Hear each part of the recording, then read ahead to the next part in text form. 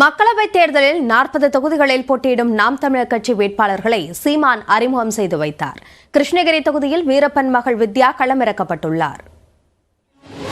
தமிழ்நாடு மற்றும் புதுச்சேரியில் உள்ள 40 தொகுதிகளிலும் தனித்து போட்டியிடும் நாம் தமிழர் கட்சியின் வேட்பாளர் அறிமுக கூட்டம் சென்னையில் நடைபெற்றது. கடந்த தேர்தல்களைப் போலவே மகளிருக்கு 50% ஒதுக்கீடு அளிக்கும் வகையில் 20 ஆண் வேட்பாளர்கள் மற்றும் 20 பெண் வேட்பாளர்கள் அறிவிக்கப்பட்டுள்ள நிலையில் அவர்கள் அனைவரையும் கட்சியின் தலைமை ஒருங்கிணைப்பாளர் சீமான் ஒரே மேடையில் அறிமுகம் செய்து வைத்தார்.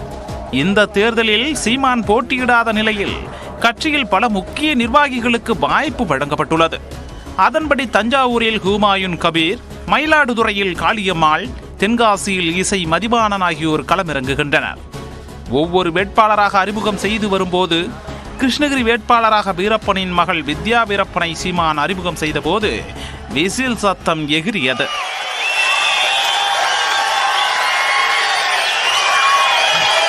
கிருஷ்ணகிரி தொகுதியினுடைய வெற்றி வேட்பாளராக என் அன்பு மகள் வித்யா வீரப்பன் அவர்களை அறிவிப்பதில் நான் உண்மையிலேயே பெருமையும் மகிழ்ச்சியும் அடைகிறேன்.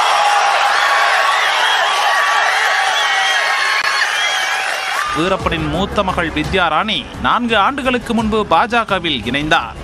அப்போது அவருக்கு ஓபிசி அணியின் மாநில துணைத் தலைவராக பொறுப்பு வழங்கப்பட்ட நிலையில் சமீபத்தில் நாம் தமிழர் கட்சிகள் இணைந்து வேட்பாளராகி உள்ளார்.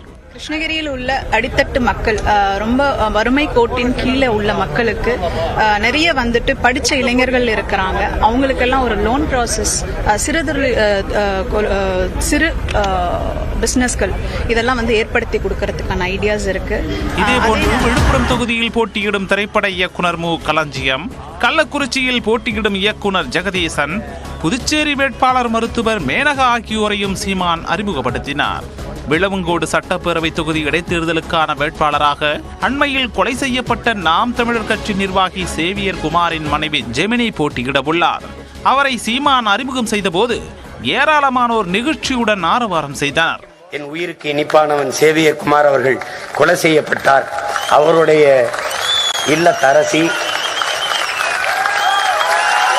அவளுக்கு எந்த வழியில் ஆறுதல் சொல்லி துணை நிற்கலாம் என்று நான் யோசிக்கும் போது இதைவிட எனக்கு வழி தெரியவில்லை. என் தங்கையை விளவங்கோடு சட்டமன்ற தொகுதியின் வேட்பாளராக நிறுத்துகிறேன். நான் கூட்டத்தில் உரையாற்றிய சீமான், சின்னமே அறிவிக்காமல் வேட்பாளர்களை அறிமுகம் செய்யும் கட்சி உலகிலேயே நாம் தமிழர் கட்சிதான் என்றார். இந்த துணிவு வரை இந்தியாவில் ஒரு கட்சி சொல்லு, சின்ன என்னன்னே தெரியாம சீட்டு கொடுத்து தேர்தலில் வேட்பாளர் அறிவிச்ச ஒரு கட்சியை சொல்றான். இந்தியா உலகத்தில் சொன்ன பாரு, ஏதோ ஒரு சின்னம்ங்க. என்ன சின்ன காலையில ஓட்டுனால் இப்ப சொன்னேன் உலகம் முழு கொண்டு சேர்க்கிற ஆற்றல் பெற்ற தகவல் தொழில்நுட்ப படை பிரிவை சீமா வச்சிருக்கான்.